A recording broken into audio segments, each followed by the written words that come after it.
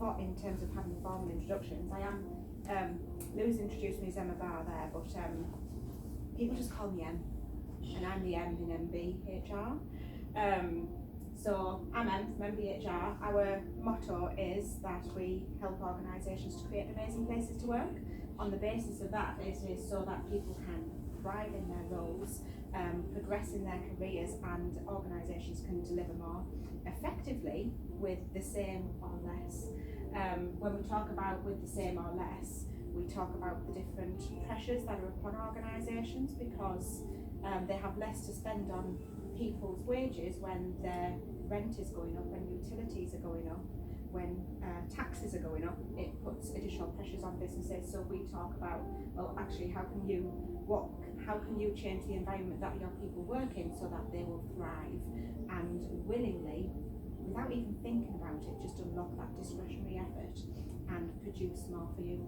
So I'm going to talk to you about Thrive and how you as small businesses can use that as well. So it's not just about the big organisations. We do have tools to help large organisations, but I was very conscious that we're probably going to have quite a few small organisations here. And so the tools we've brought here today is something that you can take away and use conversationally within your teams, at management level, to question yourselves, have we got everything in place that will mean that our employees have all of these things, and equally use it within one-to-one discussions or team discussions to get from your employees' perspective how it feels to work here. Yeah. So that's just a little bit of an introduction. In terms of the SME Challenges, more and more I hear from small businesses, and I was literally just at one of our clients the other day, and they struggle with just getting the basics in place. As a business, MB Human Resources, we're here to help businesses, one, put the basics in place, but two, then actually what can you do to get added value from your people. We find that there's quite a lot of SMEs that struggle just to keep on top of the basics because it's the last thing on their mind, and they class it as paperwork, ticks in the boxes and stuff like that. Even things like issuing contracts within 8 weeks, they find it a struggle to remember to do these things and just file them away and stuff. The law's changing. It's going to be day one rights, where people have got to have all of these things in place from day one in employment. So we help companies with all of those things, but then we also talk to them about actually what are the things that you can do that is just conversational, that will actually change the relationship and change the dynamic between you and your staff on top of those basics, that will make the difference between what people think about working for you, working for your business, and the difference that they can make, both as an individual and for your business. Other key challenges that, despite all of the pressures on businesses in terms of costs and things and legislation, customer demand is changing as well.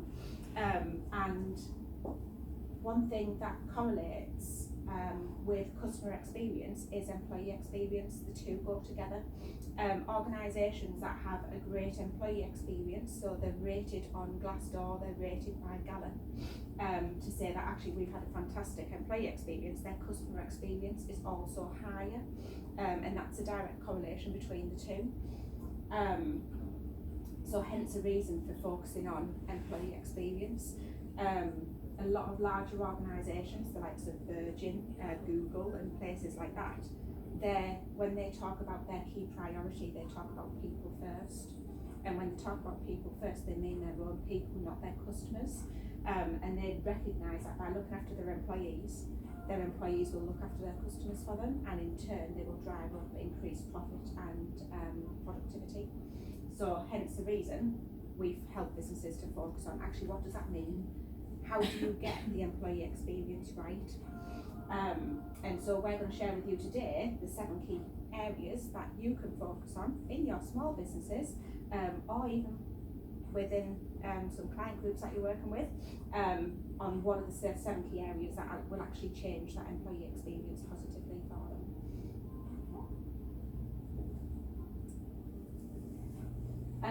In terms of the difference that it can make, I've just mentioned there about increased productivity. the key metric that people refer to and that research tells us is it's in the region of 20% or 21%. So more engaged organisations will deliver 20% more in productivity and profitability, and you can achieve that by conversation with employees without actually doing much to the infrastructure within the organisation. How do they achieve that 21% increase in productivity and profitability? The impact on when you've got engaged employees is they will take less sick time, they will stay longer, they will have less accidents and incidents and things like that, they will raise less grievances, they will be more inclined to get involved in problem solving and innovation and creativity. So hence the reason that actually when you add up all of those fringe benefits, you get the 20% increase in productivity and profitability. So the less obvious things that come from employee engagement is things like your ready-made marketing. When your employees are engaged, they will advocate on behalf of your organisation, and they will do that willingly. You don't even need to ask them to do it. They will go out and they will tell other people how great a place it is to work, and they will tell other people how great the product or service is that they're actually a part of. It has a direct impact on the experience of your customer. It will improve your employer brand and EVP, and that's employee value proposition. And what that means to businesses is when other people are looking for work, you're a company that people have heard about. They know that people work for you and they want to come and work for you. They actively seek out your company and think, actually, do you know what? I know they're great to work for and I want to go and work for them because of all of these reasons.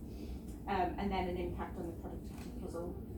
Why is it called a productivity puzzle? Because there's so many different influences on productivity that it's one thing on its own won't change it alone. But in actual fact, when you look at all of the different factors from people, they're the biggest impact that you can have on productivity. Of course, there's going to be some logistics, there's going to be some resources and things like that will impact on productivity. But actually, when you've got engaged people, they're more likely to get involved in actually solving the problems that become the productivity puzzle. Yeah, does that make sense? So, in terms of the evidence, and I'll go through this quickly, but you can see there, as a country, globally, a loss of productivity, and they call it the productivity challenge or the productivity puzzle. It's costing the UK economy between 52 and 72 billion pounds. When you've got employees within your business, a less engaged employee or a disengaged employee, they will cost your business. You are paying wages and you are not getting out of them what you could get out of them if they are engaged. And they will say that each employee that's disengaged will cost the business £8,000. Well, certainly as small businesses, we don't have £8,000 to spare willingly. If you think about what you could invest £8,000 in, it wouldn't be a disengaged employee, would it? So in terms of the research, it's all there. Now for organisations, if you work in a high-tech specialist industry, those costs will be higher for a disengaged employee. So that's just an average. In terms of when we talk about what's engaged, what's disengaged, what's not engaged and what's disengaged, there's 3 different levels. And how many people here actually employ people within their teams? Just the one. That's all right. And yourself, right? Yeah. So you might actually hear these definitions and think, oh yeah, I know who they are. I can tell just by those definitions. So somebody who is engaged. So they're passionate about what they do and feel, what they do and feel aligned to the work of the company. They feel a profound connection to the managers, the company and its purpose. So this is around your vision, your mission, your values. And that profound connection to it is actually they feel as though what I do for this company has a direct impact on whether or not this company can achieve that vision, mission and purpose. And even better if the purpose of the company or the business aligns to their own purpose as well, and the impact that they want to have socially. Does that makes sense. And they will release discretionary effort and move the organisation forward. In terms of what does that mean, they will talk positively about your company. They will be proactive on social media by following your company and sharing your social media posts. And your customers will come away feeling valued, looked after, and like they want to do business again because of the experience of that they have with that engaged employee. When we talk about not engaged employees, we tend to talk about them as these people here. They've checked out, they've gone fishing, they're present, but they're not delivering with any particular passion. So they're just kind of coasting and collecting the paycheck. Now, they're not doing anything to undermine the company, and they're certainly not doing anything to sabotage or anything like that, but they don't care. And so when the chips are down and you need that extra push, they're less likely to give that. Or if they do give you it, they'll want something back in return for it. And so they turn up not putting the time in, but the energy and passion isn't there. They'll not advocate your business to friends, relatives, next door neighbours and stuff.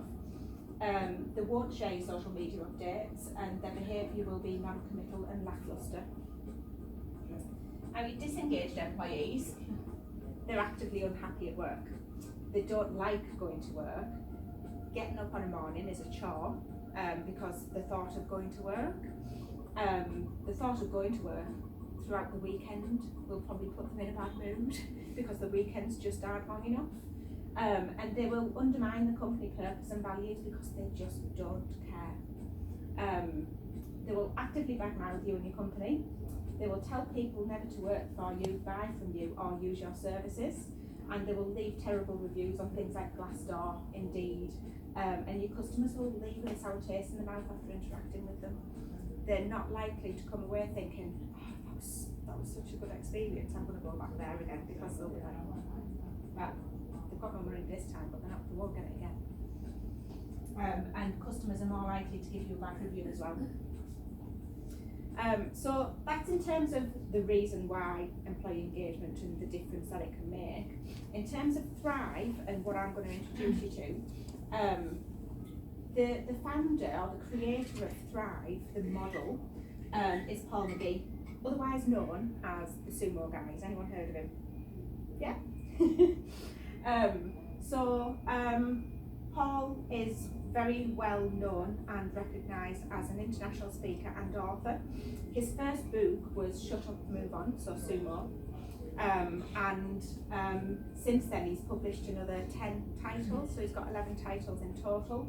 He's spoken in over 37 different countries, and he's spoken into 1,000+ organisations, delivering Sumo and now talking about Thrive as well.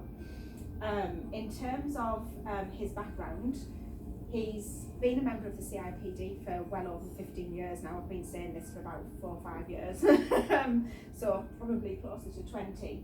But originally he was, his background was in psychology. The model, which is Thrive, is born out of his background in psychology and what makes people tick. But also all of his observations and experiences with the different companies and employees and managers that he has come into contact with and helped to improve people's outcomes.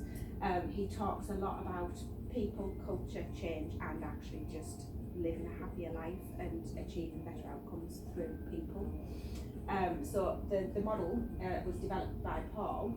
He developed it as a conversational tool, which is what I'm going to share with you today.